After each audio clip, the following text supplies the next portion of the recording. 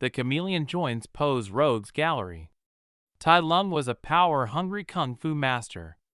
Lord Shen was jealous of kung fu and sought to make it obsolete through technology.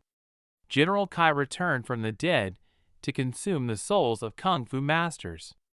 Now the chameleon is here to steal kung fu from the spirits of the dead. The absence of the Furious Five was definitely felt in this movie. This movie is not the weak link in the franchise. That would be Kung Fu Panda 2. But it's close. Including the Furious Five and the adventure would have improved it. In some ways, Tai Lung served that role. One character couldn't pull all that weight alone, though. Jin and Po's fathers filled in a little more, but they had their own roles to fill. They had more to do than what their screen time allowed. Tai Lung's purpose in the movie would have been made clearer if General Kai or Lord Shen had joined in the speaking parts. One of the things that we learned in Kung Fu Panda 3 is that some bad guys stay bad in the afterlife. General Kai was still intent on ruling the world, even after he died. And yet, all of the villains the chameleon brought back seemed to be at peace with their afterlife. General Kai included. This raised so many questions. Had Kai and Shen truly found peace in the spirit realm? Or was it the unusual nature of their return that left them disoriented? Tai Lung shows us that Pa is continuing on his journey.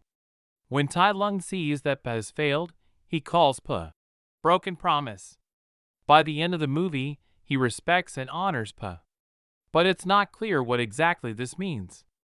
Is this the respect of an enemy still bent on power? Or is this the praise of an enlightened soul? Interaction between Tai Lung and either Shen or Kai could have shed light on that. Interaction between Tai Lung and Tigress could have shed light on that. Even interaction between Shen and Kai could have added something to that assessment. There's a certain sense in which it doesn't matter.